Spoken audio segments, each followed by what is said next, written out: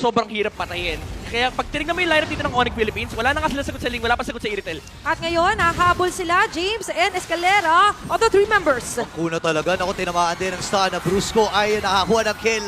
Habang Tempest of Blade, nabitawan ng Aren. Oh! Tumama isa. Ay, grabe. Kill sa may top lane, or even if hindi nila mapatay si Kelra, at least force to purify.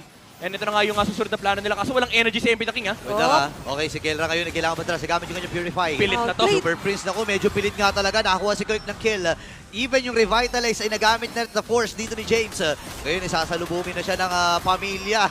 Sabi niya, Pero it's a bit too late kasi nandiyan aray na nga ko. sila Kurt. Aray. Tapos pagpasok pa lang Aray! nila King Aray! Kong. ang hilit ng buhay. Oh my gosh, grabe din Sonata.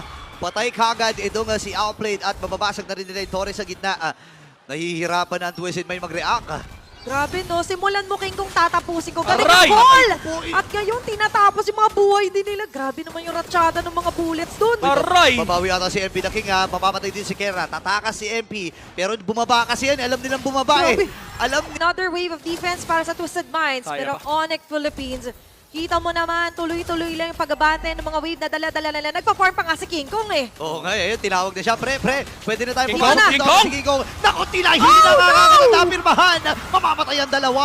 Magiging tatlo pa nga ba? Nakabawi din. At si MP na lang ang natitira. Ang pamilya ay sumisigaw na dahil sila mag-advance sa next round.